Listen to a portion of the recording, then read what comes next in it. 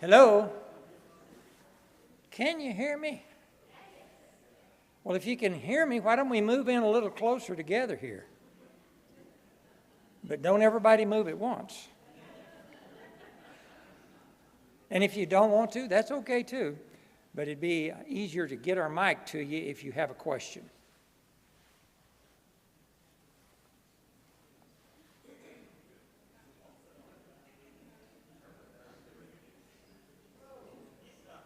Thank you.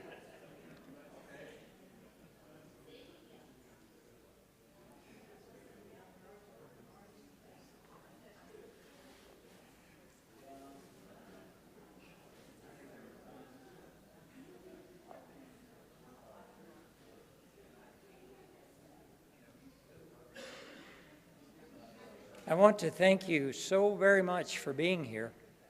And we are honored to have a couple of guys with us tonight that's going to give us some good, solid information. And I've known Eddie for about 14 years now. I haven't had the pleasure but to know Jeff for about 20 minutes. But sure sounds like a good fellow Christian. And we're looking forward tonight of doing this. I want Lauren, if he would, to come and be ready to lead us in prayer, because I think it's so important that we do recognize why we're here and who we're here to honor. And yes, we're going to get information on our private lives and stuff. But with that, it'll help us honor the one that we hope to see one day.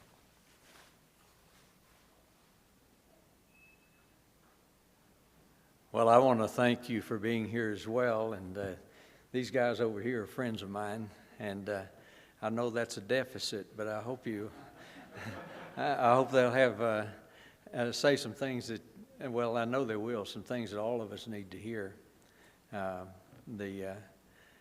We live in troubled times, and how we can firm up some of the things like what we're doing with our monies and what's going to happen in the future, and those kind of questions. And you know, we don't know the future, so Brother Eggleston there's going to talk to us about wills and estates, and Eddie's going to talk to us about investments and what we do with trying to get some sense in our money handling.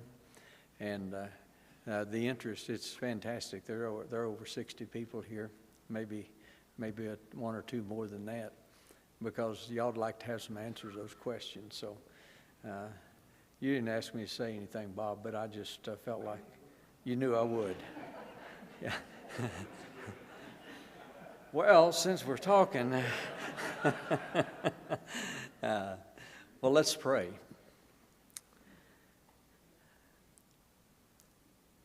Father, it's an humbling thing to be able to talk to you, the creator of the universe. And Father, what's more amazing is that you actually want to hear from us. And Father, more amazing that you actually respond to what's going on in our world. And Father, we're talking about some things that are pretty serious to all of us tonight. And Father, we want you to be a part of all of that. I pray that you will be with our speakers tonight, and that you will bless them with the words to say and the motivations to give us that will help us to be better stewards of our time and money and life. Father, we just pray that you will bless us in these endeavors. But Father, it's in you that we live and move and have our very being. And Father, that's just a confounding thing to believe and to know that you're present. And we're grateful for your presence here tonight. Bring your blessings on the speakers and the audience. In Jesus' name, amen. As Lauren said, we're going to start with the financial part first. Eddie Boyd from Boyd Financial. And we've got two mics. And if you have questions, raise your hand and we'll try to get a mic to you. He'll explain some of the things he's going to do, and then we'll have some questions and answers. And then we'll go to Jeff. So, Eddie, please.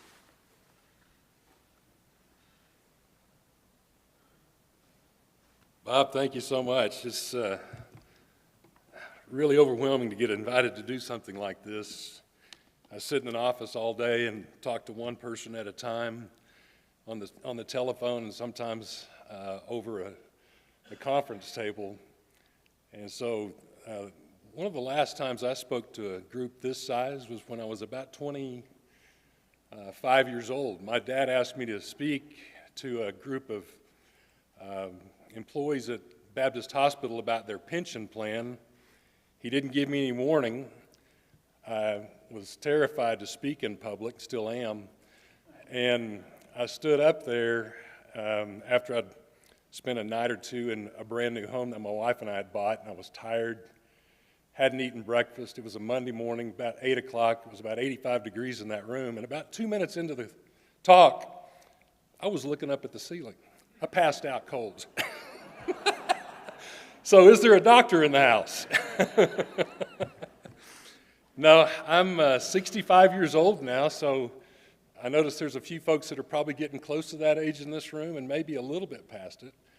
I first met Lauren and Jerry in the early 90s.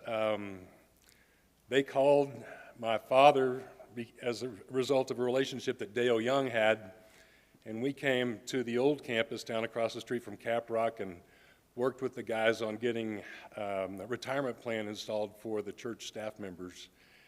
And I can't tell you how great it has been to be a part of this fellowship, even as a Baptist.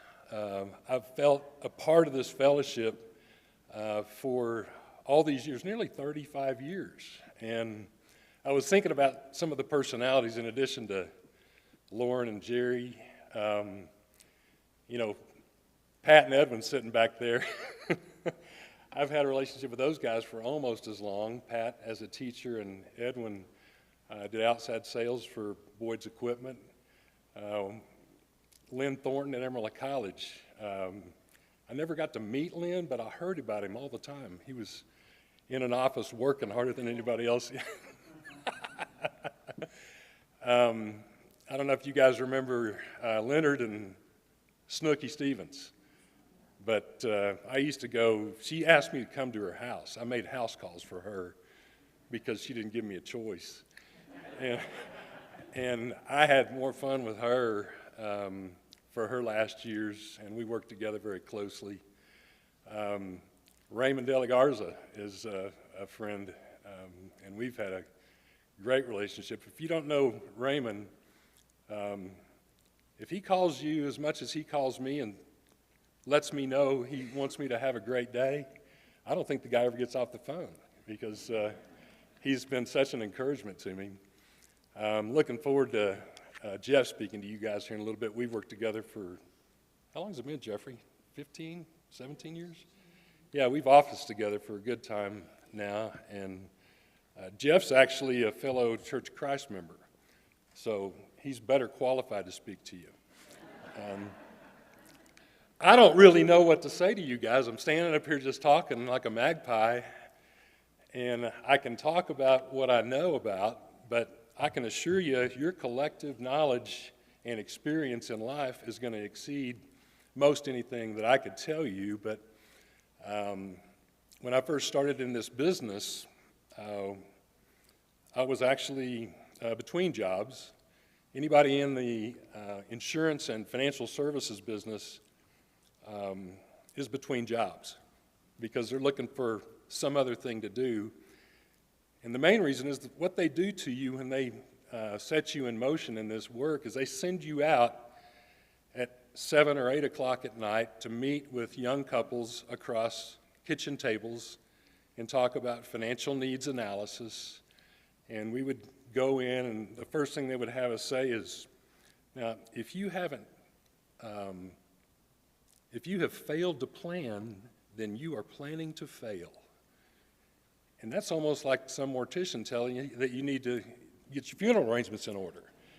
And you're 23 years old and you're out talking to folks about these things that are a little daunting. But what I've found through the years, over 43 years, I'm still between jobs, And people's needs have not really changed. We all have things that we could work on, not only in our personal lives, our spiritual lives, our financial lives, our relationships, our legal lives. And so what I would like to share tonight, really, if nothing else, is the importance of a few tools that I think we all should either have in place or have or moving toward getting in place. And one of the biggest problems that most of us face financially is the fear of the unknown. We have no idea what tomorrow's going to bring. One of the greatest things we have, though, as believers, is we've got the faith and knowledge that we aren't in control of anything. We really aren't. But we are called on to use our intellect and to make good stewardship decisions. And so the thing I have learned with believers more than anything else is you cannot outgive God. And so one of the greatest investments you can make as an individual is in the kingdom work. And don't ever underestimate what kind of generosity that you provide to the kingdom work and how it comes back to you. It took me a while to figure that out.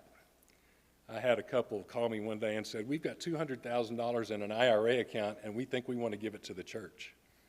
And I said, you got to be kidding me. That's like financial suicide. They said, no, we're going to do it. We just need you to help us. And I said, I did, reluctantly. And 5 years later, I think, and it doesn't happen this way every time, but I think all of that, plus twice more, had come back to them. And they continued to compound that through their giving lives over and over and over. And I know we'd all love to be able to drop $200,000 on the church, but $20 or a widow's mite is the same thing. It's the exact same thing. So that's what I want to start with. The second thing that I think a lot of times we underestimate, because we spend so much time making sure everybody else is taken care of, we tend to overlook our own needs. And so I think it's important, certainly, that we give to the kingdom work, but we also need to prioritize our own personal savings. And so paying ourselves, whether it's from a pension plan, whether it's from our earned income, and setting that aside into a place that we can access for those unexpected expenses is critical. And building up what Dave Ramsey would call our nest egg, our emergency fund, is critical to really all of the other aspects of our financial life. And so having money in some place that we can access quickly, if you've got 2 to 6 months worth of fixed living expenses sitting in a bank account, as boring as that is, believe it or not, that greases the wheels for everything else that happens, because it allows us to avoid, in many cases, the pitfalls of debt, and it allows us to leave our longer-term investments in place so that they have a chance to grow or to recover maybe from a recent setback. We're not dependent upon the stock market or the gold market or the cryptocurrency markets or anything else that we may be interested in investing money in. And so even all the way through retirement, well up into our 80s and 90s, having emergency reserves is critical. I hear people ask all the time, what's the best place to invest money? And I always ask, do you have money in a savings account? I said, well, yeah. Well, that's the best place to invest money initially, is into a savings account that you can access. I've found that the simplest investments are actually the most effective. And there have been very few investments over the last 43 years that I would consider worthwhile pursuits in investing. And there's basically 3 primary places to put money that I have found have been consistently successful investments. For me, number one is certainly my cash reserves, and the older I get, the more of those I want. The second place is in long-term investments, in many cases associated with the U.S. economy. I was talking to Lauren yesterday, and Lauren said, I've always had faith in the U.S. economy. I haven't always had faith in the stock market, but the U.S. economy has always been the finest place to have money in good times and in bad. And having the ability to have money in that market over long periods of time does yield results, but it can be volatile. It certainly can be volatile. And so longer-term investments in a high-quality, diversified type of stock or bond market portfolio has been the second place that I have found personally to be very advantageous. The third place that I've never lost money is in personally owned real estate. I bought my first house in 1990 for $80,000 over in South Park. Had a 13.5% mortgage interest rate. Asked the builder not to put a yard in, not to put a fence in. He did require that I put floor coverings in. So we had builder grade floor coverings, we had builder grade appliances and fixtures, and I sold that house last year for $335,000. Now, was it a great investment? Not compared to my stock market investments, but it provided a place for me to raise my family. My first wife and I lived there for 25 years. I lost her back in 2012, and she was gracious enough to encourage me as to who I should marry. She said, don't marry the first casserole through the door. She picked out a lady, and luckily that lady agreed to marry me, and so I moved on with my life with 3 more kids and a beautiful new lady in my life. And I don't know, I'll say this real quick because it's so true for most of us guys. Men, without good women in our lives, every day we are one decision away from total disaster. And if you don't agree with me, just look at your wife right now, and she's probably going like this. And so the girls I've had in my life, whether it's my mother, my grandmothers, the 2 wives I've had, have literally, other than the Lord Jesus himself, have saved me from so many disasters. And so don't ever underestimate the power of that lady that, guys, you're living with, because she has a better sense of security and what feels to her the right thing to do. She may not be able to tell you. Many times she won't be able to tell you, but she can tell you, don't do that. Or yes, let's do that. And don't buck that system because it was put in place a long time before we got here. Another thing that I have found to be of great benefit is education. You can almost always improve your situation. I don't care if it's spiritually, financially,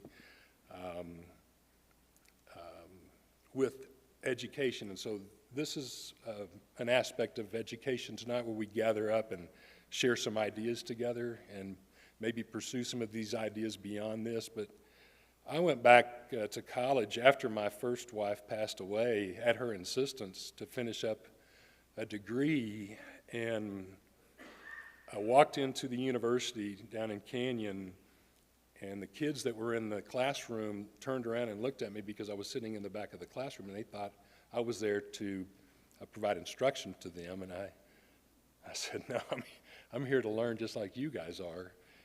And I took 30 hours over about a 3-year period of time, and it was the most life-giving thing I've ever done. I can't remember the exhilaration that came back into my brain having to open those textbooks up and engage mentally with those concepts that those professors down at WT were sharing with me. So if you have an opportunity, certainly, to invest in a personally owned business, that's another aspect. But a personally owned business is complicated in many cases. It's cumbersome, it's time-consuming, it's very frustrating. But if you can endure the first 40 years I work with my brother, and about 3 years ago, after we'd been together for 40 years, he said, well, looks like we're an overnight success after 40 years. Sometimes it can take that long, but it's a pursuit that for some people I think is worthwhile, but there's nothing like working for a corporation or a company, a small business with people that you enjoy working with to provide some additional resources for your personal finances. There's a lot of resources out there these days. You know, when I first got into this work, you had to dig to find information. You had to open up the financial newspapers. You had to search and go find somebody to help you. The very first investment account I set up was with Merrill Lynch back in 1983. It was called a Share Builder account, and I wanted to put $200 in this account and buy 4 stocks. Well, the transaction cost was $25 per stock. So it cost me $100 to buy $200 worth of stock. It was very, very expensive and cumbersome back then. These days, you can pull out this device and you can see the entire financial world with just a few clicks of a thumb. I look at my bank account with this device. I look at my budget. I look at my financial statement with this device. I can look at just about any investment that's known to man, and there are over 20,000 actively traded mutual funds. There's only 5,000 publicly traded stocks in this country, but there's 20,000 mutual funds, which are combinations of those 5,000 stocks, which is cumbersome. But I found that too much information leads to paralysis. It's called paralysis of analysis. And so I have run across so many people these days that have the ability and the technology to do these things for themselves, but they are so overwhelmed with information that it becomes cumbersome.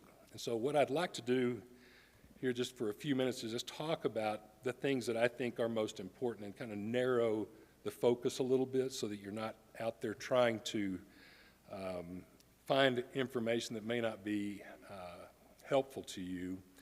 But the primary thing that I think we need to do from a financial standpoint personally is to have awareness of our own personal situation, which would be, and I'll use some accounting terms, we need to know what our assets are, the things we own, and we need to be able to identify those things. We need to know what our debts or those things that we owe money for are down to the penny. And we put them on a piece of paper. So a piece of paper and a pencil is a valuable financial tool. At least once a year, I like to list my assets, list my liabilities, and I subtract the liabilities from the assets, and that tells me what my financial net worth is. Why is that important? It's an indicator of which direction I'm going. So if I do the same thing the next year, I get to see which direction I'm going. Am I going forward, or have I stepped backwards? If I've stepped backwards, why did I do that? What things can I change about the next year? And some people like to do this every month. My situation doesn't change that much. I doubt many of yours changes that much. So at least once a year, I like to do that kind of inventory of my assets and my liabilities. Something I do more often, though, is I look at my income and I compare my income to my expenses.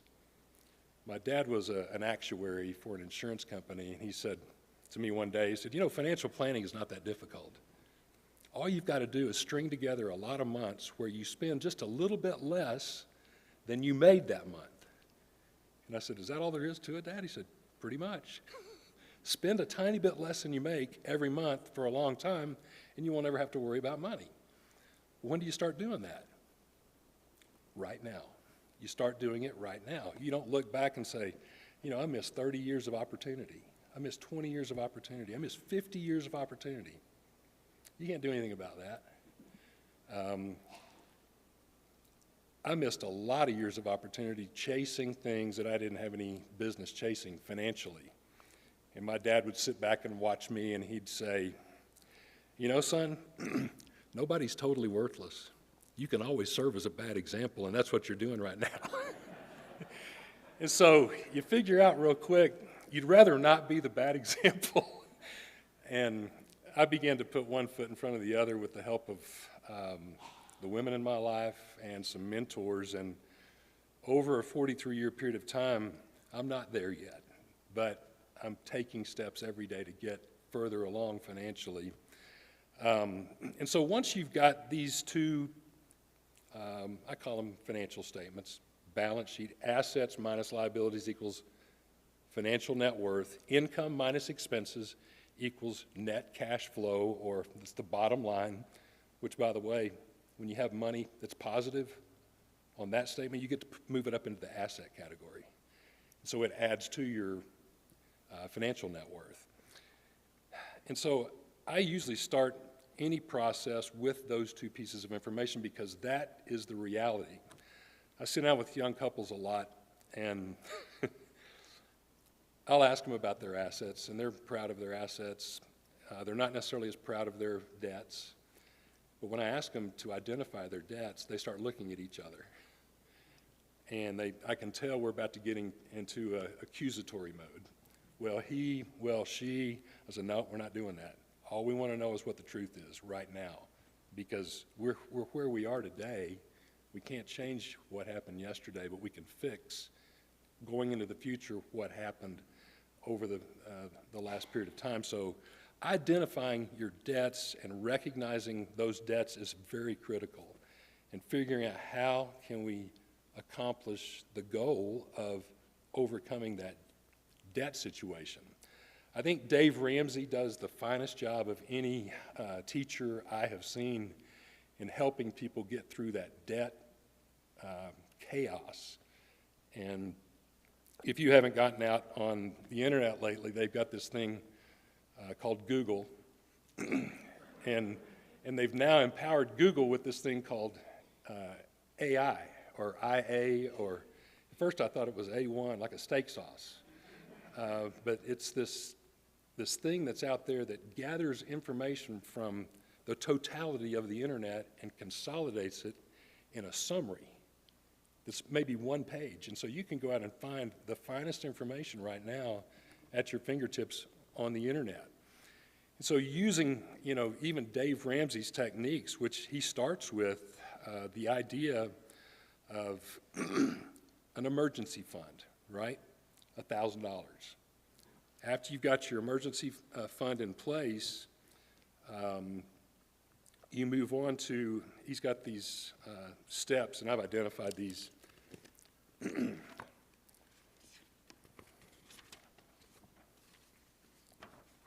AI. And so once you've identified the debts, you begin to pay them off, smallest to largest. You pay the minimum on everything but the smallest debt. And you use your excess cash flow to pay that debt off and take the money that you're saving now from the debt that you just paid off and pile it onto the next smallest debt. And they call it the debt snowball. I can remember being younger and being in a debt avalanche.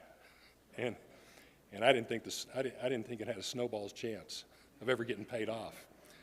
But you slowly work through that process of getting that debt paid off, and then you grow your nest egg to 3 to 6 months worth of fixed living expenses. So if it costs you $2,500 a month to live, save up $7,500 to $15,000 and stack it away in a bank account. Is it raining outside? Wow. I love that sound in the Texas Panhandle.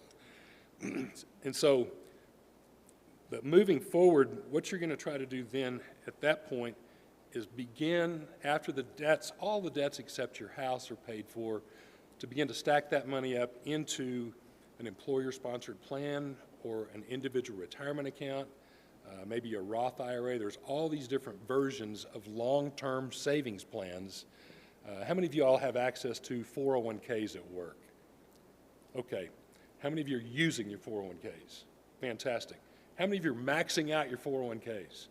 Okay, not many, and I didn't for a long time. You want to get to the point to where you can put 15% or more of your income into a 401k plan, and what I typically do is invest in a growth mutual fund inside my IRA. I don't want that money to be conservative. I want it to be aggressive. I want it to be, like Lauren said, invested in the U.S. economy. And there's funds that have that objective. You don't want everything there, but you do want some exposure there. If you've got children that are school age and headed toward college, it's not a bad idea to consider setting up money to help pay for those expenses that are going to be coming along much faster than you think they will. I've got 5 grandchildren now, and when the first one came, I thought I'm going to put $250 a month in my grandchild's education account, because that's going to help my kids out. I don't want to give my kids money because they'll just take and go fly first class somewhere. I'd rather fly first class, watch them ride their bicycles. But now there's 5 of them, so they know that I'm going to be putting this money away. I didn't realize they were going to have 5 grandchildren within 3 years. So now I'm putting $1,250 a month in, and there's another one on the way, and probably 4 more behind that, so there's probably going to be 10 grandkids. And I told Lisa the other day, I said, I guess I'm never quitting my day job because I committed to do this, and I want to do that, because I think one of the best things you can do for your grandchildren is help provide money for that contingency that's going to be out there pretty soon. So, but looking at college education and planning for that is another factor that I think is very important. Mr. Ramsey, he wants you to be totally out of debt as quick as possible. I think it's difficult in some cases to try to pay a home mortgage off because it takes a long time to do that. And so I'm not as hip, especially if you've got a low interest rate, about paying your home mortgage interest rate off or your home mortgage off. But I think in lieu of that, you set that money aside that you would have used to pay your home off early into a longer term investment account and let that grow up, because most of those types of accounts can average over time between 8 and 12%. Some years they're up 20, some years they're down 30. But Lauren's got thoughts on that. Lauren and Edwin both taught me a lot way back when the markets got very volatile around 2000, 2001, 2002, and 2008. I would talk to these guys and they would say, Eddie, this is the best time, this is the very best time to invest money in these markets, is when they're down like this. And I'm the financial professional, and these guys are telling me what to do. And so I figured out there are people in this world that are fearless. And you've got some of them in this church. And so you've got some resources here in this room that are pretty remarkable. And I think any of them would love a chance to tell you their story, financial story. But beyond that, Mr. Ramsey talks about building wealth over time. Live today like no one else. In other words, pull in your horns, grind through the program, get your debts paid, get your financial accounts set in motion so that one day you can live like no one else, which means you've got resources and financial peace. You've got the ability to move about the financial cabin with freedom. And that's really what most of us want, which, guess what, allows us to be bigger givers, which is really what the Lord wants from us. I could talk on and on about these things, and most of what I've covered today has been very elementary. Most of this is not difficult, otherwise I wouldn't be doing it for a living. But are there questions that you guys have before I get Jeff up here to share with you his wisdom?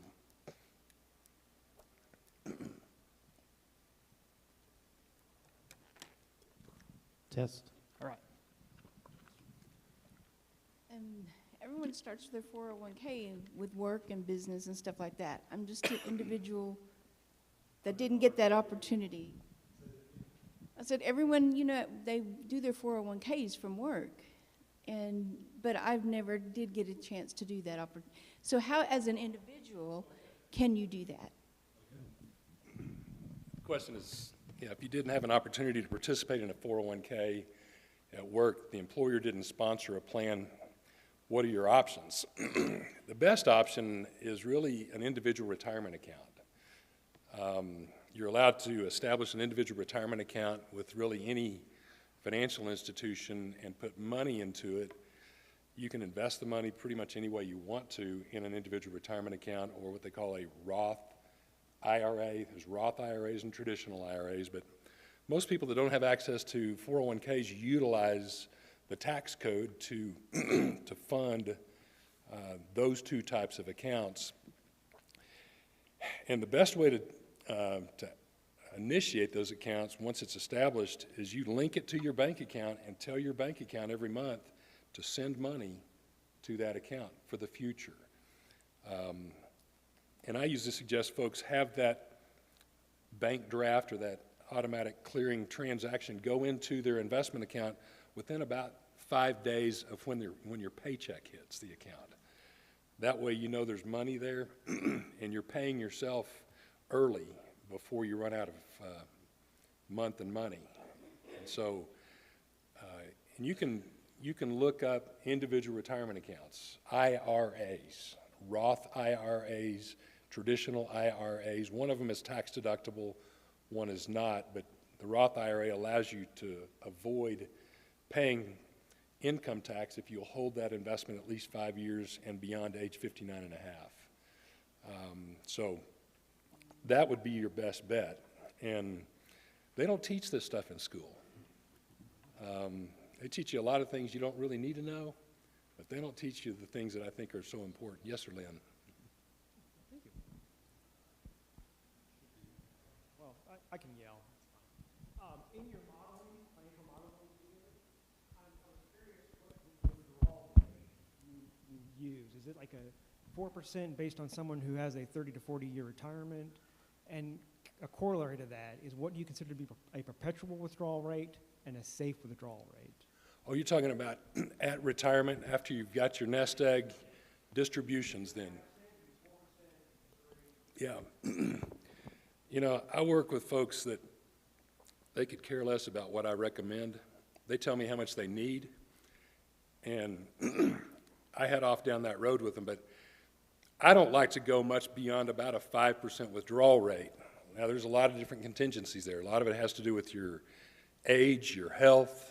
It has to do with how aggressive your portfolio is set up. But I've got folks that will take as much as 9% a year, and it's terrifying. I've never seen anybody run out of money yet because we have this ability to adjust. And so you head off down that direction. I've got folks that will front-end load their retirement, take money out much more rapidly early on, and then they slow down because they're not traveling as much, they're not spending as much money. But on average,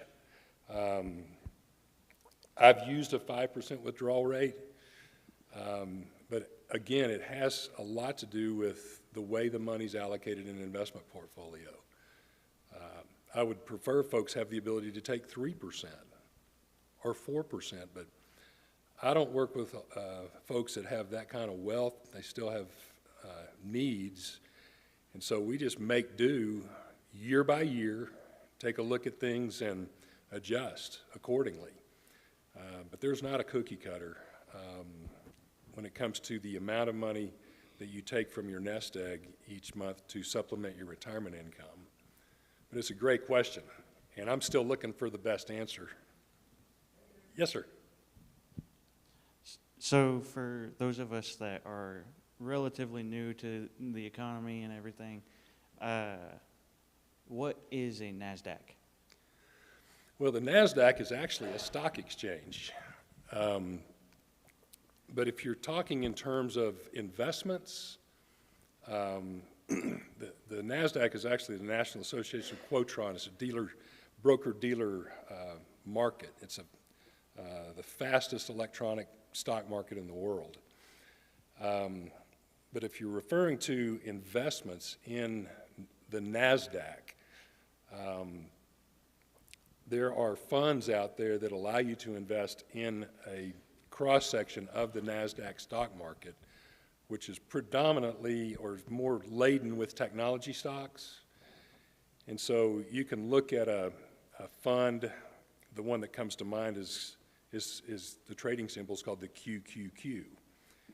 And the QQQ is probably one of the most widely held NASDAQ-focused funds.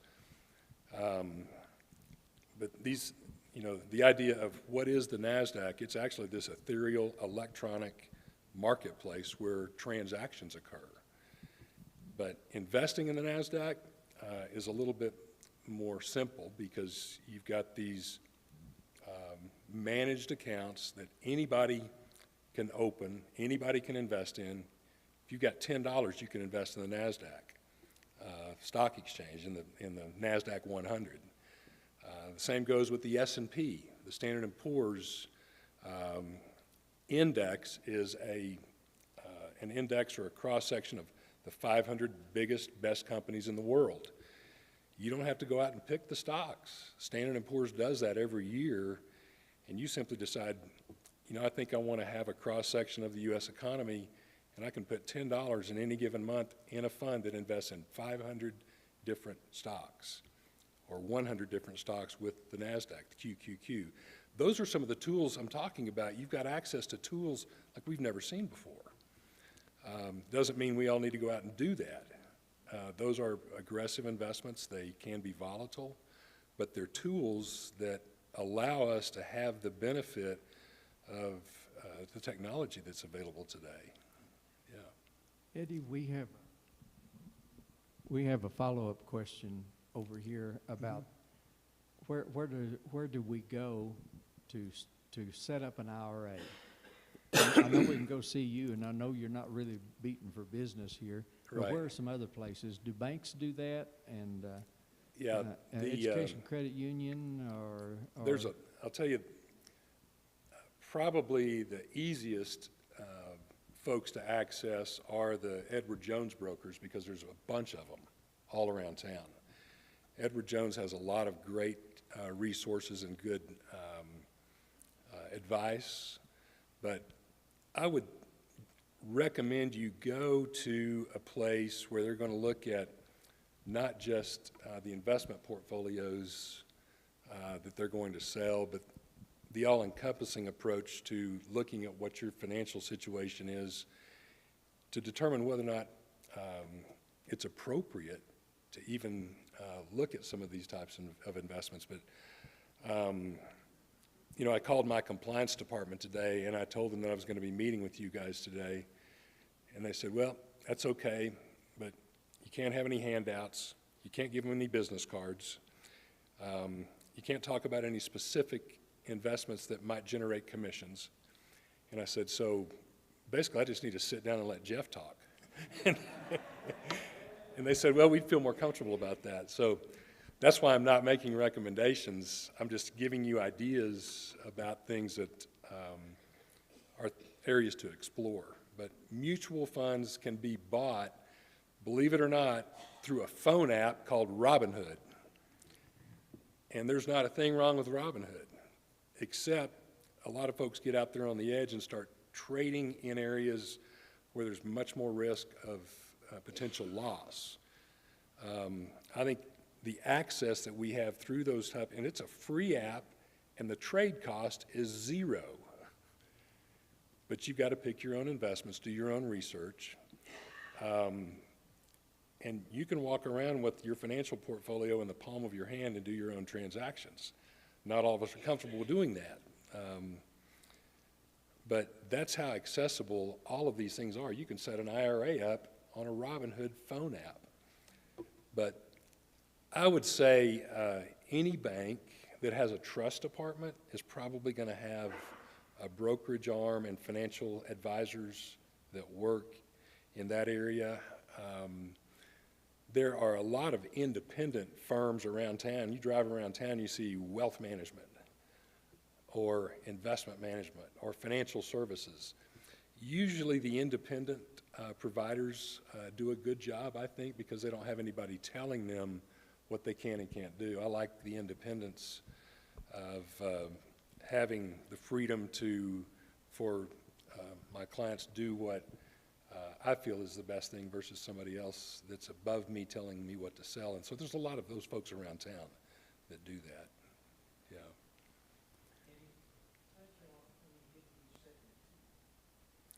Okay. Well, you talking about the required distributions? Yeah, it's actually, they've actually moved it up on us, Bob, to 73. Yeah. So if you've accumulated money in a pre-tax retirement account, like a 401k, a 403b, an IRA, not a Roth IRA, but an IRA, pre-tax money is required to start coming out of those accounts. Uncle Sam requires that you begin to take that money out at a rate that would deplete that account before you reach age 115. That's what it says. I've had a client reach age 106, but never won 115. And all that means is you have to remove the money from that account, pay the tax on it. You don't have to spend it.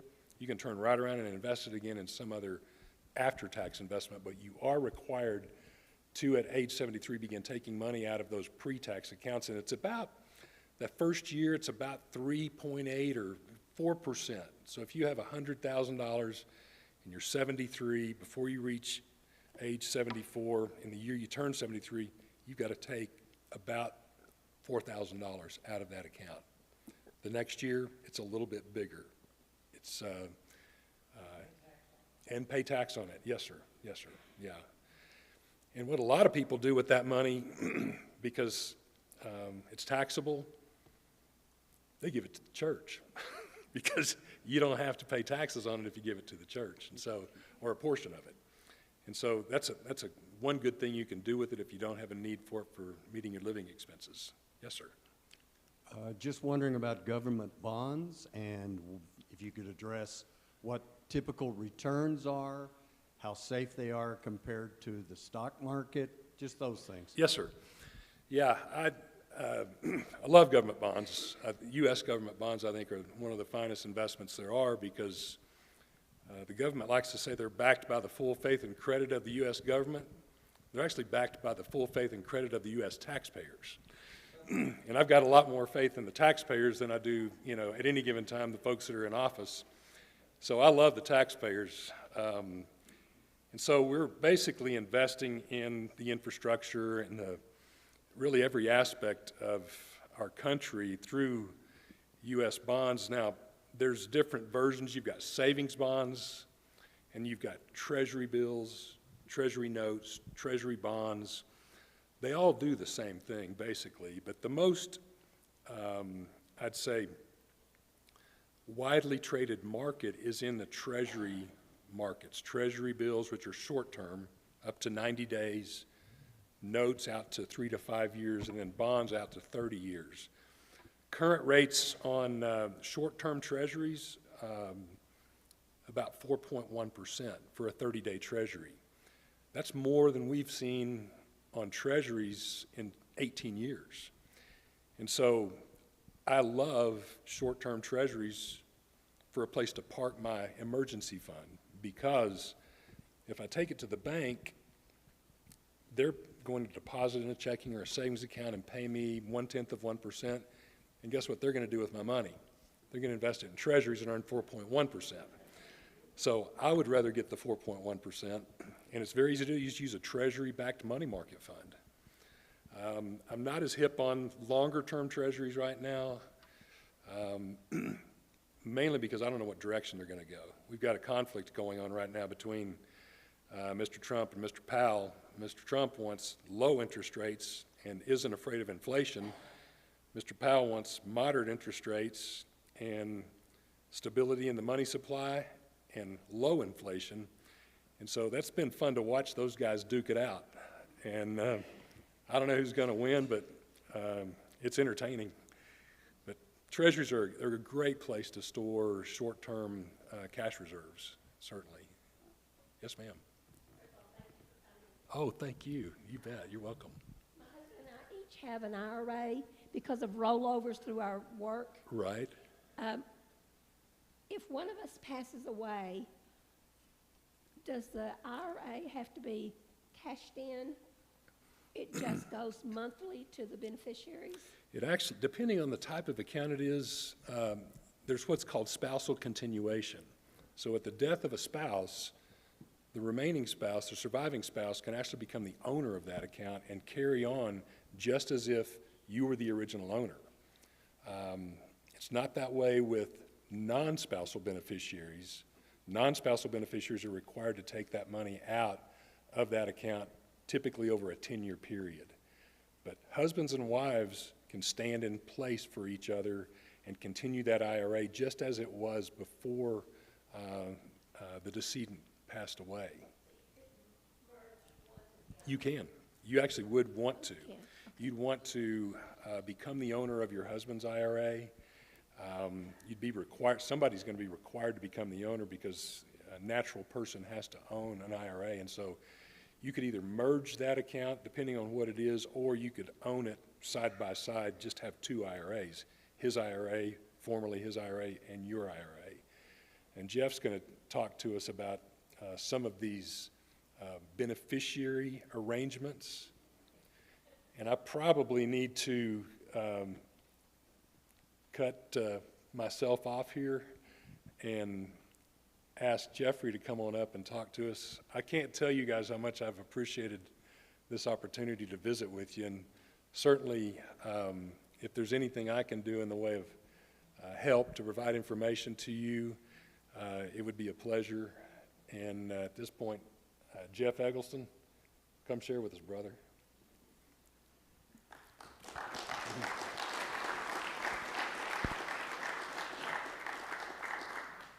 So let's stand up right quick. It felt good to stand up. I mean, yep, 728B. You want to start with that one? That's good. No, it's kind of good to stretch your legs every once in a while.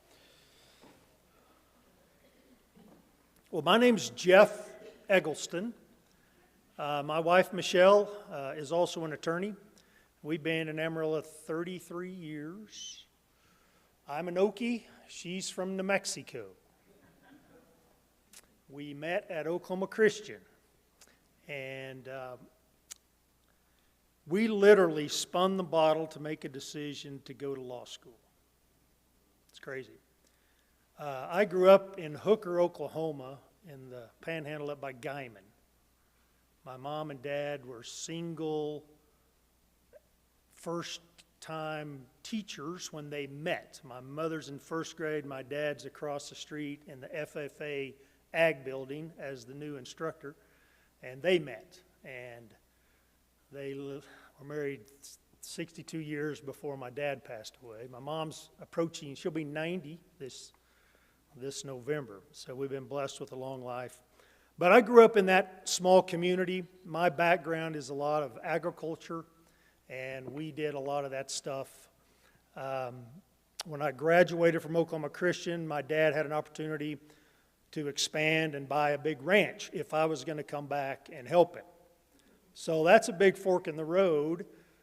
And I was dating Michelle at that time, and she said, well, buddy, if you move back there, I'm not interested. Her high school class was larger than my hometown, honestly. I mean, the Lord was involved in that decision. We were very blessed. We decided in graduate school or go to law school. We went to law school. We came back to Amarillo. So like I said, Oklahoma and New Mexico, we live in Texas. Neither one of us are licensed in either of those respective home states because all of our relatives would want free legal advice. So it's pretty easy to say, no, go pay for somebody that can take care of you. But no, it's been a wonderful blessing. We've been in Amarillo 33 years. Both our kids were born out at BSA Hospital.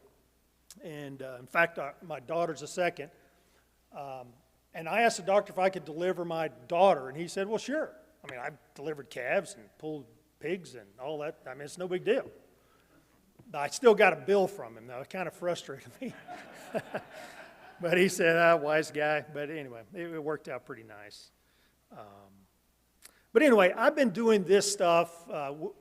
My wife and I both initially worked in law firms, big firms, but we've been on our own. It's the two of us, and we have an assistant from time to time. We office share with the Boyd Financial, and just really blessed to do that. But I love what I do,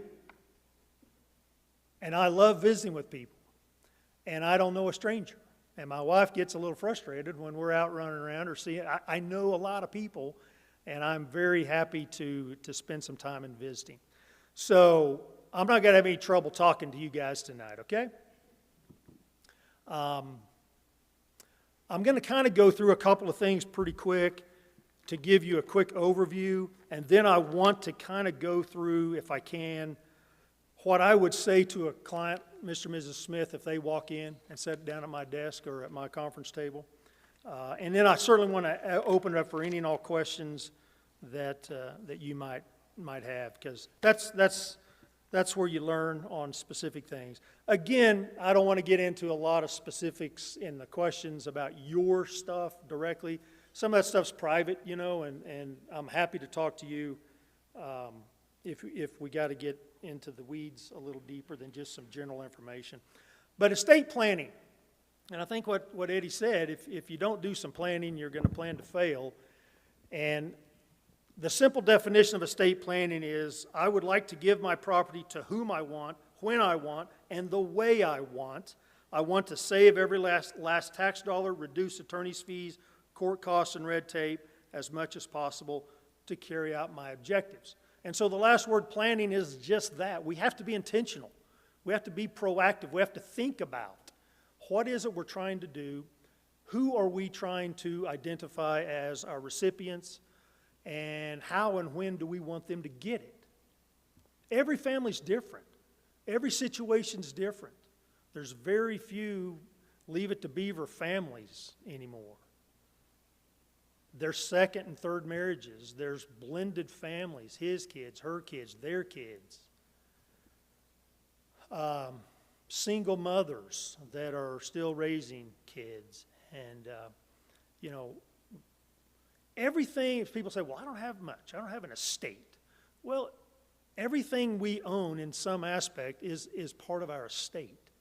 And I'll split the hairs in a minute and get into some details, but a house and a car and a bank account, you got an estate. And then your house is full of personal property, right? Yeah, you got TVs and microwaves and chairs and computers. That's your estate. So everything we kind of have is part of the conversation when we're looking at estate planning. So let's talk about just some highlights. Why do we do estate planning? It's twofold. Number one, being proactive, as I said, is thinking about ourselves and our spouses about what if prior to death we have a period of incapacity. So car wrecks happen, strokes happen, cancer happens, dementia happens, things like that we know of friends and family and loved ones that have had any and all of those things. So we want to be, again, intentional about putting those documents, those particular instruments in place to control those assets, to control the decisions of and who's going to be making those decisions. Another aspect of estate planning is then after death. How do we want to then pass our property? In what manner, as I mentioned earlier. So we're controlling where they go and doing that, again, with the intent of trying to reduce any of the red tape and make it as efficient as we can. So everybody needs to do some kind of estate planning. Young families with minor children, married, kids at home, kids are gone, empty nests, etc. We all need that. Single, widow, widowers, we all need to kind of do that. And like I said, when's a good time to do that? Right now, right? The door is open. Because we know accidents happen. This last couple of weeks, we realize how short life is. And things just, every night on the news, something weird happens unexpectedly. And so we're not guaranteed the next minute. But we need to think about that. And I'll just be honest, a lot of people think this is morbid to think about estate planning. And I kind of say, you know what, it's kind of one of those bummer things when we have to grow up and be adults, but it kind of sneaks up on us. I'm not going to ask for a show of hands of how many people have a will. I'm not going to do that. But if you don't, I guarantee you it's in your head. It's on our to-do list, yes? Now, it's not important. It's important, yeah. But it's not urgent because I'll get around to doing that when I fill in the blank. And I hear that all the time. A lot of people call me. They're going on the cruise. I told my wife this is my New Year's resolution. I got to get this done. She's on my back. Because it's important, right? And I'm just being honest. It's important. But it's not urgent because what? We're dealing with our job. We're dealing with our kids. We're dealing with taking care of our parents. We're dealing with retirement. We're traveling.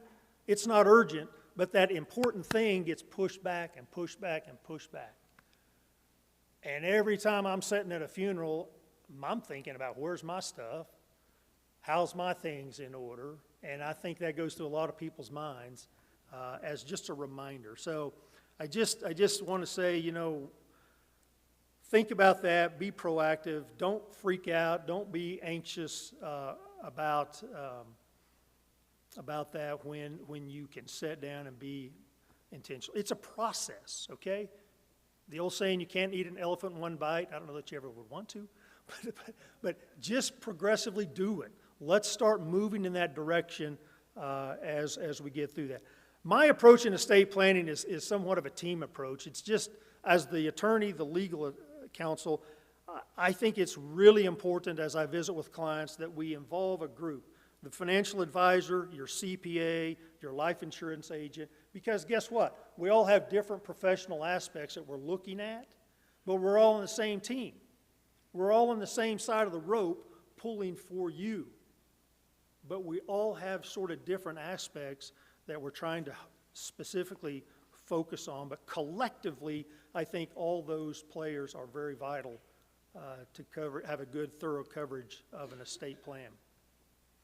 So Eddie's mentioned a lot about bank accounts and investments and bonds and IRAs and retirement accounts, all of which are very vital and very real in your estate plan. As I mentioned, your residence. Some people have rental properties. Some people have ranches and farms and oil and gas and a cabin over in New Mexico. They inherited some land over in Oklahoma when mother died or whatever. You've got all kinds of things that are in totality part of your estate. An important thing that I always discuss from the outset when I sit down with new clients is just some basic information. I like to tell them, okay, let's talk about information from 30,000 feet so we have a perspective. If my job is not done correctly if I'm not giving information and educating my clients as to why are we doing this. Because people will call me and say, hey, Jeff, I need to get a will done. And I could sit down with them in 10 minutes and pretty well be done. But I don't think that's fair. I want to walk through some information, and even if they don't hire me, they've learned something. That's my goal. I enjoy that. I teach a lot. I used to teach at Amarillo College in their legal courses in the evening. I taught Bible class over the years. And I think it's just important to convey information to people. Let them think about that and absorb it, but doing that such that they are comfortable with what they're doing. I think that's really important. But one of the first things is just understanding in Texas, Texas is very different in many great ways than most other states. For instance, the term community property, we generally have heard that, but there's only 7 states in the nation that are community property, and Texas is one of those. Oklahoma's not, Kansas is not, New Mexico is, but we understand community property, probably have heard that. It comes up in two aspects. 1, estate planning, 2, in divorces. But the idea of community property, the presumption of assets after date of marriage, the assets that are acquired by husband and wife are presumptively community property, meaning 1/2 is owned by the husband and 1/2 is owned by the wife. Makes sense, right? So again, whether that's young couple, their first house they buy together, after their marriage is community property. Well, in second and third marriage, inevitably, somebody already has a house. That's called separate property because they brought that into the marriage. They have their own car, they have their own bank accounts, and so we identify the characterization as separate property, separate, or community acquired after marriage, and that's important. And inevitably, a married couple, 50, 60 years, can still have separate property. And I say in jest, except for the guys, we still have socks and belts that were 50, 60, who cares, right? But we got them, right? The wives want to purge a lot of stuff. But that really doesn't matter. But separate property is one of three categories. Again, as I mentioned, something known prior to marriage. Number two, during marriage, if I receive a gift from my mom or dad or a family member, somebody gives me a gift, that's mine. The third more likely is during my marriage, I receive inheritance. My dad passes away. He conveys me a quarter section of land. He gives me a cash. I get some cattle. Something is my inheritance, is my separate property. But what I do with that when I'm married matters. So if I take the $50,000, drop it in my joint investment account with my wife, it's commingled, it's community property. Not that there's anything wrong with that. It's just I always want clients to be intentional, understand what they're doing. Because that does come up if there's a divorce. Was that commingled? Now it's presumptively split, etc. So those are all just things that you want to be sort of aware about of as things happen. But as we get into not only the distinction of community and separate, another really important thing is the understanding of probate assets versus non-probate assets. In fact, when I sit down with clients, and I'll draw it out on my notepad, and Eddie's seen it a million times, but the function of a will, a last will and testament, generally people understand what that's supposed to do and why we do those. A couple of terms in Texas is called an executor. That's the person we're designating to be in charge of taking care of those affairs after death. The second designation is who are our beneficiaries. Is that my wife first and then my two kids? Is that a charitable gift in there? And you can make specific bequests. I leave this tract to this son, this to this daughter, this cash. You can get very detailed, but you have beneficiaries. Those are the two kind of terms generally. But here's what a lot of people don't understand correctly, and in fact are somewhat miffed when I tell them. The will does not control all of your assets. The will only controls your probate assets. Okay, Mr. Lawyer, what's probate assets? Classic real estate in Texas. Real property, a house, a rental property, commercial building. Again, ranch land, farm land, oil and gas, mineral interest, that's real estate, okay?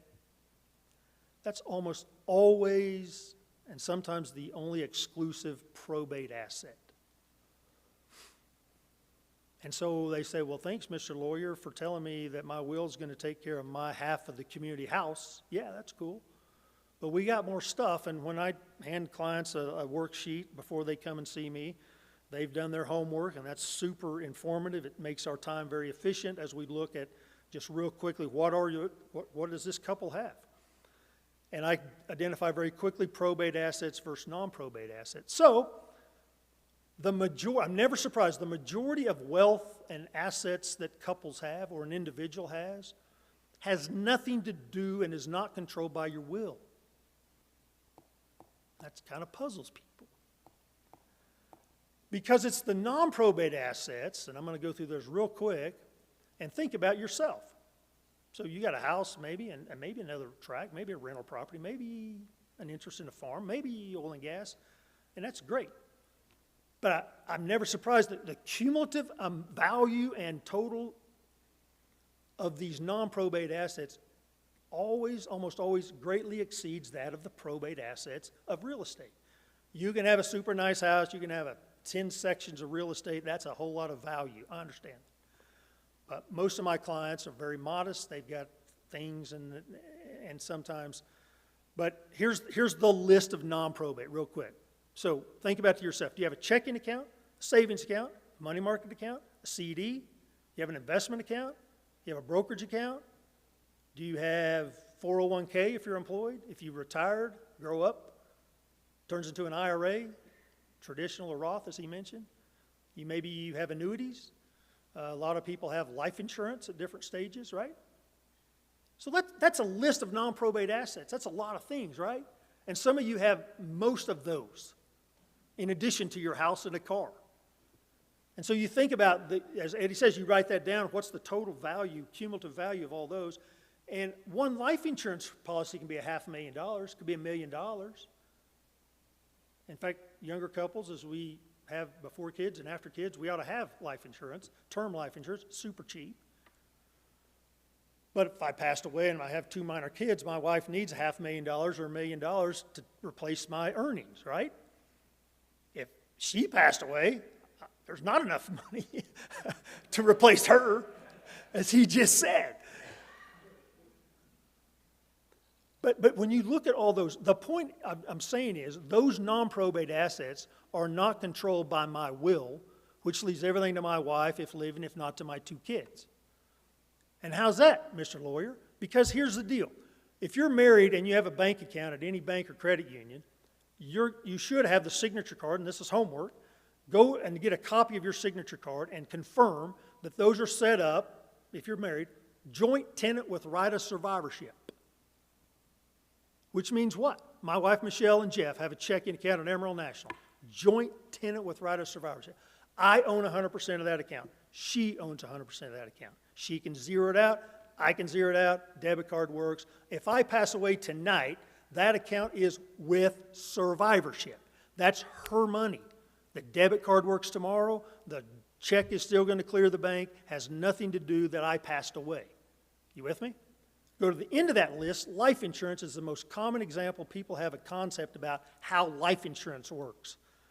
I'm the insured. I have a $50,000 policy. My wife is my primary beneficiary, right? If we pass away in a car wreck or the ship goes down on a cruise, our contingents are our 2 kids. They're now adults. They weren't when they were little, but now they are as adults.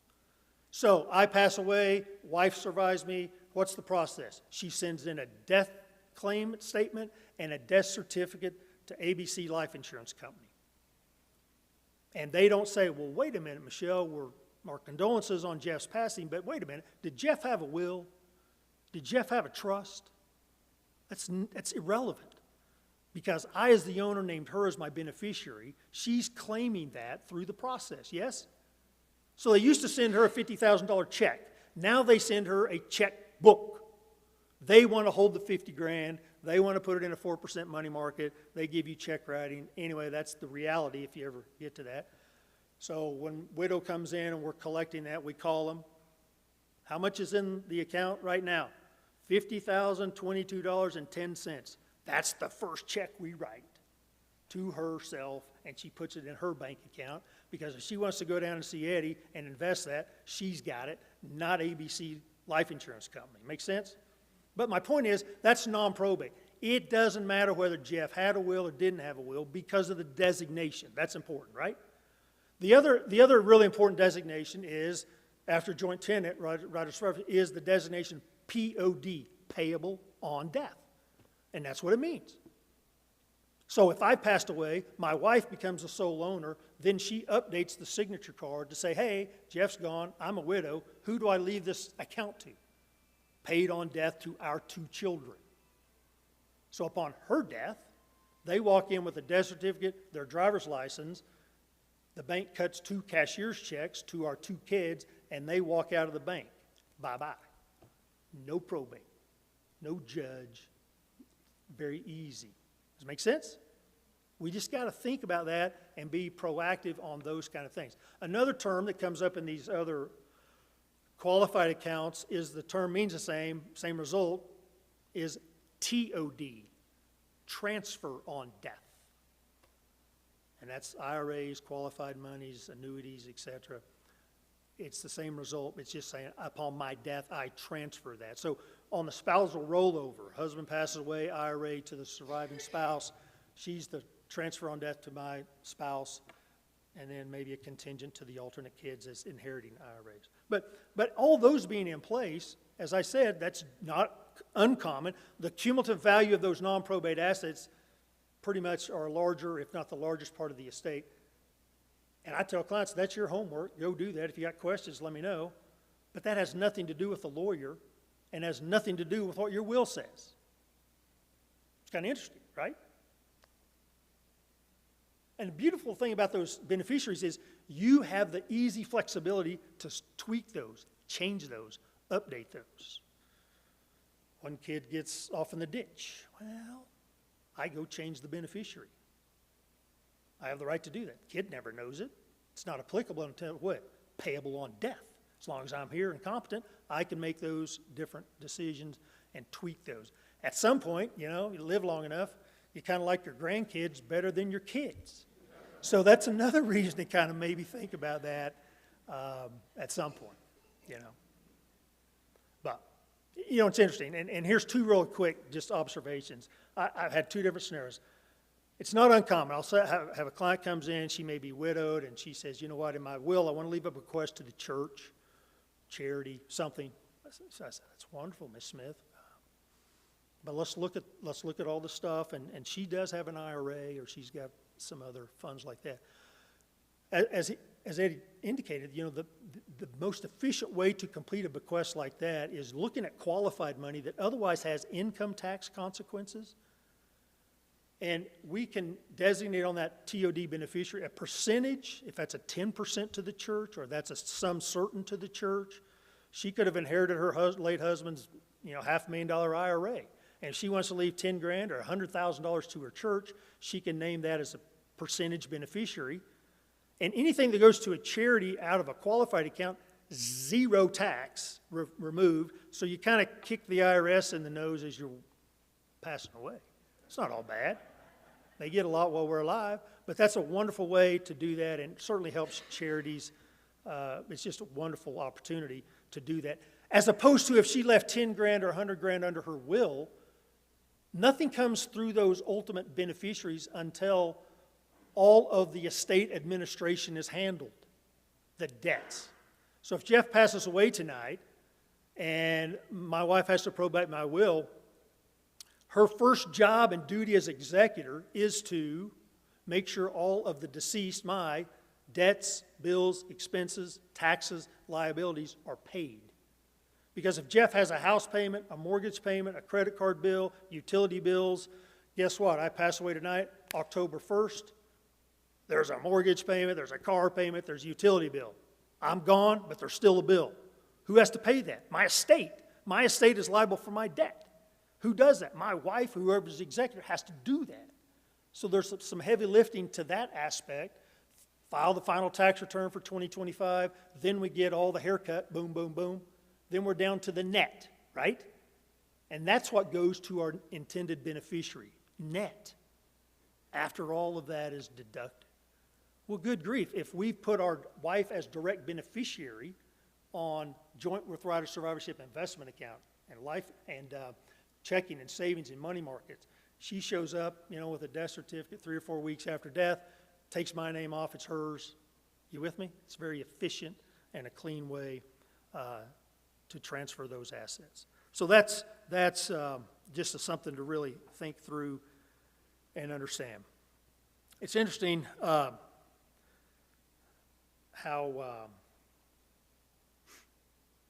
the Bible has all kinds of just amazing things, and not taking anything out of context, but Hebrews 9:16, for where a will is involved, the death of the one who made it must first be established. For the will takes effect only at death, since it has no force and effect as long as the one who made it is still alive. And that's what I tell clients every day. Because that will that Jeff made, I've had 4 wills in my lifetime. That's weird. How's that, Jeff? I had a will before kids. I had a will when my kids were minors. I had a will as they got older, and I'm like, darn, they're already 21? How'd that happen, right? And so I've kicked the can, and there's a larger, and then finally you take the wheels off. If they blow it over the weekend, that's on them, right? But just life happens, and things happen and change, and so But the reality is a will is only valid when two things happen. Number one, death, because I said I've had 4 in my lifetime. Obviously, if you get dementia or incapacity or some other disability, you have to have competency and capacity, of course, to sign a will, but clearly death. But the second thing that makes a will valid is probate. And this is the other thing I see on a weekly basis. Husband passed away, wife will give me a call after she gets a death certificate. We sat down and visit, and his will left everything to her. Shocking, right? No, it's a mom and pop will. Everything goes to the surviving spouse. But a lot of people will look at their will and they say, yep, I remembered he did leave that to me 30 years ago, and it says I leave it to my wife. She puts it back in the vault. She didn't come see me or somebody. She puts it back in the vault, does nothing. Well, 2 or 3 years later, she wants to downsize. House is too big, tired of the maintenance and all the taxes. Get a hailstorm and you got to mess around with a claim and all that stuff. She's tired of that. So she puts her house on the market to sell it. They get a realtor, get it listed, go to the title company. Title company says, whoop, tap the brakes. That house is owned by Jeff and Michelle. Where's Jeff? Oh, he died 5 years ago.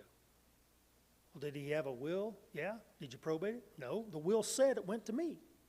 No, it didn't. The will has to be probated to give it the legal effect as intended. That's hiring the lawyer, going to see a judge, having a hearing, and going through those steps. You with me? That's what validates the will, because it's in that probate process. What's probate? And just as I just kind of said earlier, it's the process of dealing with all of the administration, dealing with the debts and the bills and the expenses and the taxes of the deceased, and then getting down to the net to distribute it to the wife, to the kids, to the charity, or whatever is in the estate bucket.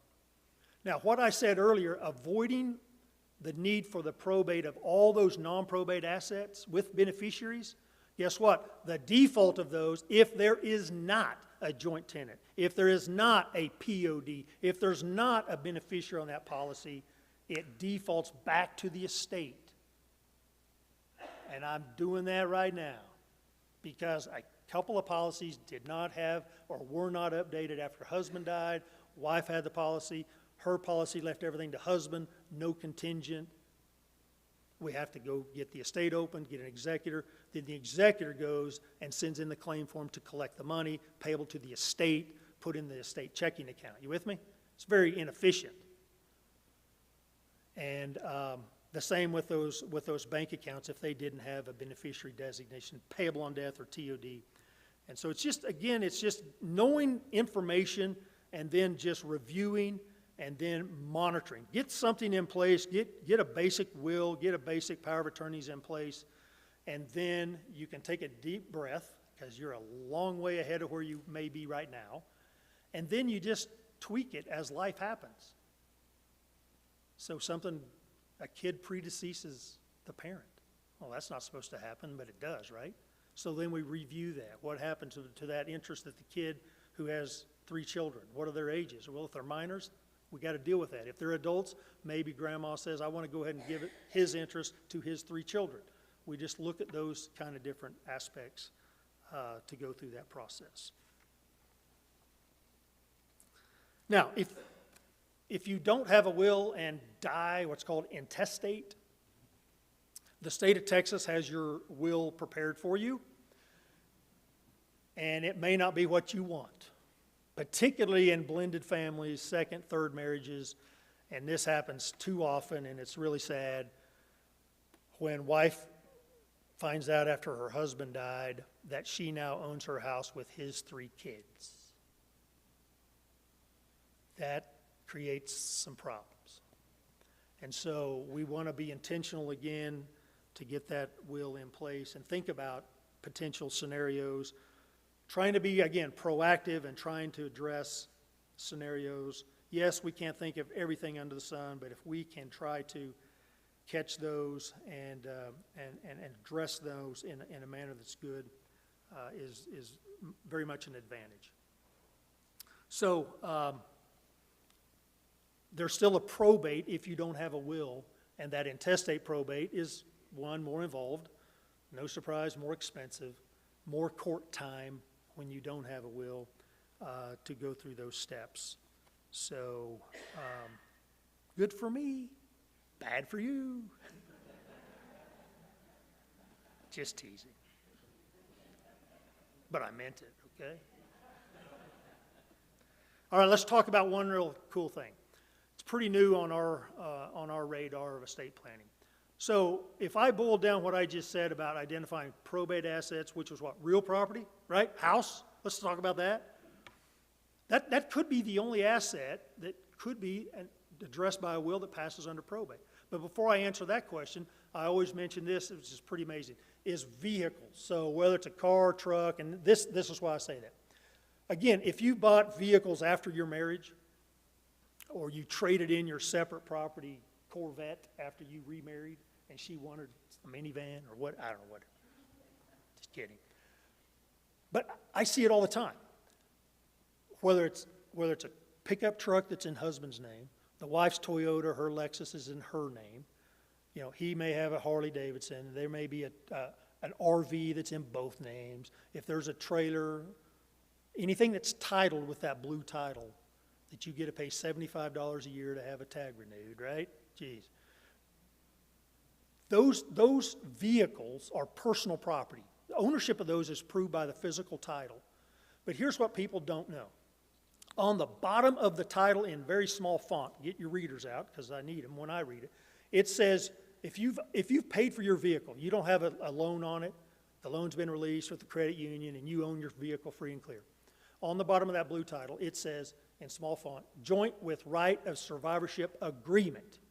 And you read that, and what it says is, if you're married, we the married persons hereby agree, by signing this, we are agreeing that upon the death of one of us, this vehicle vests in the survivor. Well, that's what the person's will says, right? Husband to wife, wife to husband. And if we can identify that on a vehicle, we've now successfully moved it over to the non-probate side of our page. Because if I pass away and I still have my truck and it's joint with right of survivorship, the wife takes the title that's signed, my death certificate, her proof of insurance, and her driver's license, pays $39, and they send that back to her in 7 days, and it's her name, period. But what I see many times, even though it's community property, the truck may be only in one name, wife may have it, sometimes it's got both names. Even if it has both names, both of you sign at the bottom. If it's only in Jeff's name, then Michelle would sign as the spouse the way her name is on her driver's license. Whether it's middle name, middle initial, maiden name, put it all, right? Because that's what they're going to look at when they transfer and pass that at the counter at the vehicle registration. So you've taken those vehicles, motorcycles, trailers, and all the RVs and put those over on the non-probates. Cool, that's great. Now back to the house, the real estate. 7 years ago, the legislature, which is kind of scary when they're in session, right? Well, they did something kind of cool about real estate. It's been around 7 years. Few people still know about it. It's getting more popular, but the term revocable, good word, in estate planning. Good word, revocable. And then the next words are transfer on death. Remember that? We talked about that on IRAs. It goes to a person upon when? My death. And it's a deed. So say it all together. Revocable, transfer on death, deed. Deed is proof of ownership of real estate. It's pretty obvious, right? It's recorded in Potter County, Randall County, whatever county the dirt is located, that's where it's recorded.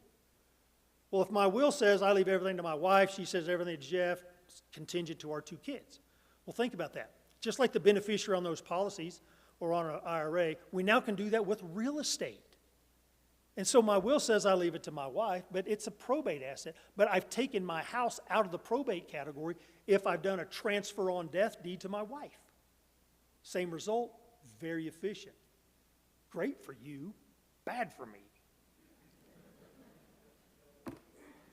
But I'm doing them all the time because that's wonderful, really. And if something untimely happens, my wife doesn't have to worry about going to probate, spending $5,000 before she can sell the house to downsize it, to move where the kids are and see the grandbabies, right? What's that worth for us guys? I mean, seriously. And that's what I sort of tell my clients. The people I care about the most are the 2 people sitting in front of me. If we can take care and have the peace of mind and the assurance that we're doing all we can in a very efficient way to take care of our significant other spouse, we're doing the right thing. Yeah, we love our kids. Yeah, we love those grandbabies. But the priority is each other first. And there's widows and widowers in here. I understand that too. But that first step when you're married is making sure we're doing all we can, put it in place and in a very efficient manner to make sure we're doing them that service in a very easy way. So when that transfer on death deed occurs and is recorded before my death, and then upon my death, what is required is, you've seen death certificates. There's a lot of information, Social Security number, cause of death, medical stuff is on that blue death certificate. We don't want to record that in Potter County Courthouse or Randall County. It's public record. Nosy people can be snoopy. That's what they do. But what we file is called an affidavit of death. It's a page and a half, and it does the 4 things that we just recited why we did the transfer on death. The first is Jeff, before his death, did execute and record a revocable transfer on death deed. 1. Number 2, he has now died. Date of death, here it is. Third thing is, he never revoked it. He could have, but he never did. Make sense? Because I could change my mind. If I want to rewind that, that's kind of cool. And then the fourth thing is, my primary beneficiary that I named in my deed, my wife, has survived me. Boom. We've connected those dots. That's recorded in Randall County, Potter County. They record that, send that to the Potter Randall Appraisal District. About 2 weeks later, that hits the books on the PRAD, and every year they update that. And then the new year, your homestead's designated on the January 1 of the year, but then the following year, my name doesn't show up on the PRAD, doesn't show up on the deed. It's in my wife's name. No judge, no attorney, no probate. Yes? You just need one for a couple? Yeah, one each. We're reciprocal. You got 2 wills, you got 2 deeds.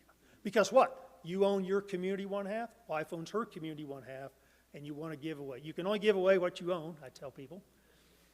You can't give away my stuff, I can't give away your stuff, but you've got to give your half to the wife and vice versa. Yeah. So that's a wonderful tool, and it's something that's a no-brainer. And if we in our lifetime decide to move, downsize, upsize, whatever, if we get a new house, well, that deed is only applicable to that house, right? So you got to do a new deed. Well, so what? The cost and recording of a deed is cheaper than the filing fee at the courthouse on a probate. So it's cheap insurance, so to speak, but it does a very efficient manner. Previously, just to connect a dot, the previous way to avoid probate before that deed came along was the revocable living trust. And you used to get brochures and get a free stake and pressure sale to sign up for that revocable living trust. And tonight only, the special is $17.99. Line up. Come and get it done. Man, that's crazy, but that's real, right? So the revocable living trust was that way to alternatively avoid probate. I still do them. It's not for avoiding probate as much as it is maybe dealing with a special needs kid or dealing with a kid that's, needs some assistance and direction and a little bit of some bells and whistles about how he or she's going to get their inheritance. So anyway, that's a pretty awesome thing in connection with the transfer on death deed. Now, real quick, yes, ma'am. Absolutely. Because I know some of us in here are widows or widowers. Can you do the revocable The transfer on death deed? Yeah. thing for like a sister that you live with? Absolutely, yeah. Absolutely, yeah. Because again, if you were, let's play it out. Jeff and Michelle are married. Jeff dies, whether he had a will or not, or the TOD deed, just like that account goes 100% to my wife. Then what? She could revoke it, but if we put initially a contingent to our 2 kids, then we've got it covered. But some couples, they don't, if it's a blended family or they don't know, at least doing the first conveyance to the surviving spouse is the right thing. Because I'm not a psychic or a prophet, but there's a very high probability that one of the spouses is going to survive the other spouse. Is that fair? And I say to clients, look at church and look at the nursing homes. And it's 10-to-1 the women outlive us guys. But not always. But if you've addressed that, at least first death going, and then, so So if you own 100% of your house, you're a widow, then you own 100, not your community one-half, it's now your separate property, and your transfer on death deed would convey 100% of that down to your 2 kids, or your niece, or your sister, or whatever you want to do. Yes, ma'am. Don't go get married. I do prenups, but I don't, Yes, I'm a widow, and I have stepchildren. 50% of the house is mine, and I'm about to pay it off. yeah. What do I do with the 1/8% that his children were supposed to get? Well, have you tried to buy them out earlier or approach them about that? I didn't have the money to buy Oh, them yeah. out. They need to buy me. Pay So me. they're paying their 1/8 of the taxes and the insurance? They're not doing anything. Of course not. Exactly my point. Yeah. So how do I handle that? Well, again, that's one of those Okay, situations, depending My house on, will get paid off in 28, yes. and what happens to the 1/8 that they were supposed to get? It's 3 children. What do I do about that? Nothing? Well, again, you don't own that because apparently he passed away without a will or Yeah, and I whatever paid lots happened, of your money blended to get all family, this stuff exactly. figured out. Yeah, that's the situation. So they're through. I'm through with them. No, they still own their interest. I mean, it's free and So- clear. Now they're real happy. There's no debt against it if you pass away, so. No, it's in my name finally. I had to pay to get his name off, and they have. Yes, changed ma'am, it. but if you still have stepkids that are still inherited or own his interest, they have that equity in that portion. So what equity would I have to pay them after I get the house? Well, paid again, that's negotiable. So I don't know what your relationship is or isn't with them, but off? Not at all. yeah, so they're gonna hold out for fair market value. And depending on what your Well, let me situation say is this. and what I cash had a is available. person- I had a person to tell me that he died, when he died, I need to go to the Randall County thing and get everything straightened out, and that the taxes, whatever comes, I would have to pay them what the house cost when he died. Is that true?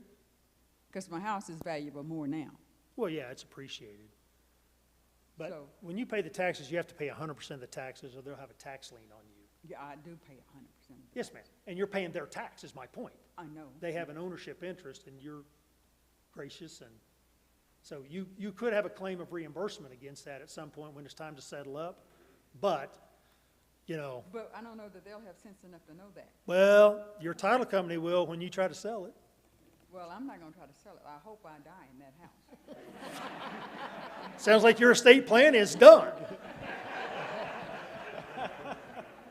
Yes, sir. Back. Yes, Okay, I have a question about the durable power of attorney. yes, ma'am.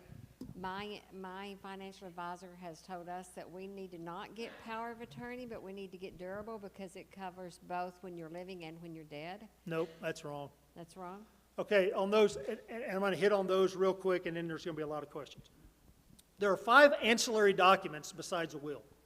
When's the will effective? What did I say first? You got to die first, and then it's probated. Prior to death, these 5 documents are vital. I need them, you need them. If you're 18 years old, both of my kids sat at our conference table when they were 18 and signed this, and like, what are we doing this for, Dad? And certainly when they graduate and go off to college. The first is a durable power of attorney, statutory durable power of attorney. And I'm not splitting hairs between a durable and a statutory durable. It's a statutory durable power of attorney. And that is the document that you're designating intentionally, affirmatively, proactively, the person you trust to take care of your business, your assets, your property decisions if you become and when you become incapacitated prior to death. Well, who is that going to be? Your spouse. Better be. And then maybe an adult kid. You got to think about that. You need, the old baseball terms, somebody on deck, somebody in the hole, a couple of backups, okay? If my wife and I are killed going to New Mexico to Albuquerque to see her 94-year-old dad, if I'm killed and she's in ICU, the fact she named me doesn't do her any good. You got to have a backup, okay? So that's an important document. It does not, there's no valid action under an agent or a power of attorney after death. The second's the medical power of attorney. Obviously, that's pretty clear. Who am I designating to make medical decisions when Jeff can't? I'm in the car wreck. I'm unconscious. I have a broken whatever. They put me in ICU. I'm at first at ER, and Jeff, you need surgery. I can't consent. Too late. The person you designate as your health care medical power of attorney, my wife, my kids, have the ability to consent for that. I have surgery. 3 days later, I'm coming back to consciousness. Doc says, hey, Jeff, bad wreck. We're going to have to do a subsequent follow-up surgery on your leg. Who's making that decision? Me. I'm back to conscious. I'm dealing with that. And I'm back to, as long as I'm an adult and capable, I make my decisions about me. So tomorrow, Doc says, Jeff, man, bad news. You got prostate cancer. No, I don't. Doctor, you're crazy. Bye. Who can make those decisions? Me. I'm in charge of me. But if I'm in the hospital unconscious, I can't make my decisions, right? So that's an important document. Third document is HIPAA, the HIPAA authorization and release. That's the big key and very important to any medical provider. So, COVID, we had friends and family, we all had, with nightmare scenarios in healthcare facilities, hospitals, nursing homes. HIPAA is the statute they stand behind as healthcare providers to not disclose information about the patient. So, wife couldn't talk to a doctor or the staff about her husband who's in ICU on a vent, or their grandma who's 98 in the nursing home who's standing at the window looking at them. They can't go in and talk to her. It's terrible because of HIPAA. So HIPAA is a document we need to do, every one of us, to authorize and release that hospital, that care facility, and authorize these are the people I select for communications. My wife and my 2 kids, or my 5 kids, whatever. You can put a lot of people. It's not a pecking order. It's this group of people have my permission. They wave that in front of the nurse, the doctor, the dentist, whoever, and you can talk. Because if my wife's talking to the doc about my surgery, my son can be down there at the nurse's station looking at my records. My daughter can be talking to somebody else. All of them have the authority under the HIPAA authorization. Make sense? That's important, really important. The fourth document is a declaration of guardian before the need arises. It's just a one-page document, but it's a statement. If I need a guardian, I'm selecting these persons. Again, boom, boom, boom. Failure to have a power of attorney and a medical power of attorney, and I become incapacitated, I have a stroke, I have a car wreck, the law does not just automatically give my wife the right to do all these things. A legal guardianship has to be taken out over the incapacitated person. That's a court proceeding, a lawsuit, a judge, and a doctor. It's a mess and super expensive. So proactively, you do a power of attorney, a medical power of attorney, and a HIPAA. But why do we do a declaration of guardian? So I have my input about who I select. And if I want to change my mind on that, it's on a single separate document. My sister passes away, my whatever. Something changes, I have the authority to really keep that updated if it's necessary. The fifth and final document of those is the directive to physician. Generically, it's called the living will. I don't like that term because that's very confusing and ambiguous. We know what a will is, I hope, tonight. But a living will doesn't make sense. But that's the term on the street, a living will. Directive to physician, I like that better. It is my direction to my doctor about me. And what do I want? In 2 scenarios. If I have a terminal diagnosis or I have an irreversible diagnosis. So my prostate cancer 10 years later went everywhere. I did nothing because I didn't have it. But now I'm in ICU. I'm sedated for pain meds. I'm totally on morphine. I'm terminal. I'm expected to die within 6 months. That's the definition. I can't communicate. That's also required. That directive speaks for me then. I chose not to have heroic measures. No ventilator, respirator, feeding tubes. That's my call. And you can make that call, or the other one is, I request thou shalt give me ventilator, respirator, feeding tube. I don't care what it costs. I'm telling you, hook me up and leave me going. I don't know if there's any doctors in the room, but in 33 years, there's been 2 people who have signed that phrase, both were doctors.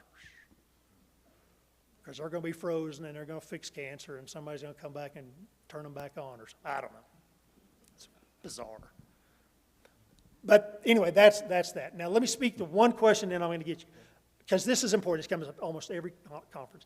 The directive to physician. is not a DNR, is not a do not resuscitate. It's very easily confused, but it's a very important distinction. Do not resuscitate kind of means what it says, but think about it. The distinction between that and the directive to my physician about my end of life, I don't want to be on a machine or whatever, if I'm terminal or if I'm irreversible. Irreversible is if I have a like brain injury, traumatic brain injury, something that's caused me to be in a permanent, I hate to say vegetative state. There's just no brain activity but for that. That's the irreversible definition. But a do not resuscitate is a specific document about a specific admission to a specific facility for a specific length of time. How's that work? 4 months ago, Jeff had gallbladder surgery. So I go to BSA pre-check. They say, hey, Jeff, you want a DNR? What do you think I said? Of course not. If I somehow aspirate or choked in my 35-minute procedure, I kind of want to be resuscitated. Please? But that's protocol. If you go in there to have a baby, have a knee, have a heart surgery, all that is, do you want to have a DNR? And they put a band on you, and they put a color on the door. I don't know if you noticed that. I mean, there's a lot of things, because everybody's coming in your room during the night and waking you up and checking your blood and all that stuff. It's annoying, but they look and see, is this guy a DNR or not? Because if they walk in there and he's blue, what do we do? But specific, so my gallbladder surgery, I didn't do that. But that means when I went to BSA, specific admission to BSA for a specific length of time until I went out 45 minutes later, right? But then that window of time, and when I'm out, that DNR is done. You don't have a DNR in your hip pocket that's global. Because if I choke on a lifesaver and I fall on the floor and turn blue, I kind of want to be resuscitated. Or I choke on my food at the restaurant. Resuscitate me. I don't pull out a DNR. It doesn't make sense, does it? So anyway, you need to know that because that's very easily confused and that kind of thing. Yes, sir. You had a question about ladybird deeds. Yep. Is that similar to what you were talking about? Or they Yeah, the ladybird deed was a precursor. They still exist. They're still used to some degree. But that was used a lot more prior to the statutory provisions for the transfer on death deed. The ladybird deed is used more in the context of nursing home preparation, of thinking ahead. If you have a residence, you can use that to identify the intended beneficiary. You reserve a life estate. I convey all these rights to my wife or my kids. I reserve some of the credible rights to maintain my homestead, to maintain my exemption as a veteran or age or whatever. But it says there, upon my death, then that vest, the balance of those rights vest over in that surviving person. Does that make sense? Because that was a way to otherwise sort of thwart legally the potential for Medicaid recovery of the residents. Again, the transfer on death deed does the exact same thing.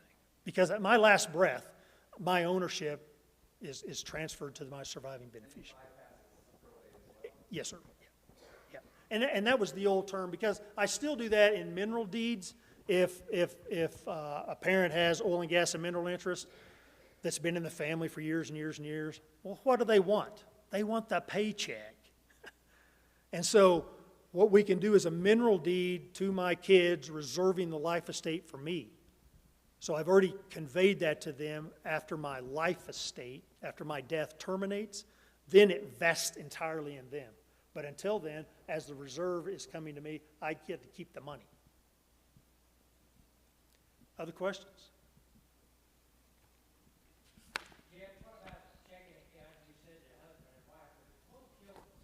Yes, sir.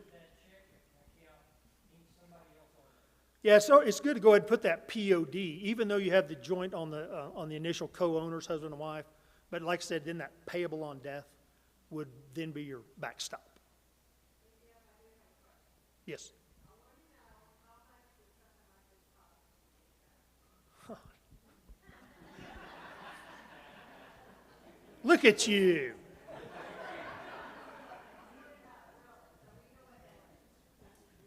Do you bake bread?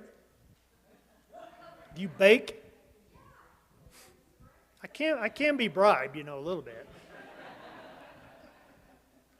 Well, again, that's a fair question, but it's difficult for me to answer, honestly, because I'm telling you, I can give you some ballpark, but every family's different because somebody will say, hey, Jeff, I need to get a will done for my wife and our 3 kids. So that's great, let's talk, let's do your homework, come in and see me, and inevitably then they have one special needs child. Well, that changes a lot of stuff. You with me? Or it's a blended family. Didn't come up in the phone call, but things, we need to do this and this. So things can get a little off in the weeds, as I say, scenario, okay? But husband and wife with those 6 documents, the power of attorneys, you're looking at under $2,500 total. Sometimes less, and that's somewhere. Okay?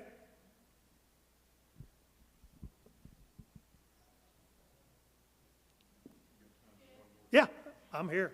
Hi, Okay, how are you? this needs to be our last question. I'm here till they want to leave. Say that again? Are they legally binding? I mean, is there anything you should avoid? As John Q. Public. Great question. And you can do your own dental work. You can do your own appendectomy. You can do your own electrical work. You can do your own as well. Yeah, you can do all that stuff. But what did Lincoln say? The dumbest person is a guy who does it pro se. So you can be your own lawyer. I'm not saying you can't, but inevitably some of that stuff, most of those forms have so many options that you kind of throw up your hands after you go through page 10 to get to a box you're supposed to check. But come see me, I'll help you.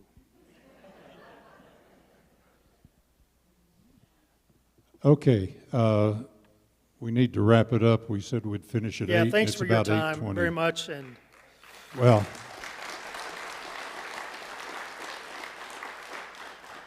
we plan to do more informational things like this, and I'm gratified by the turnout that we have here tonight. We have over 80 people here tonight, and we're very grateful for that. And let's give a round of applause to these 2 guys. They are here.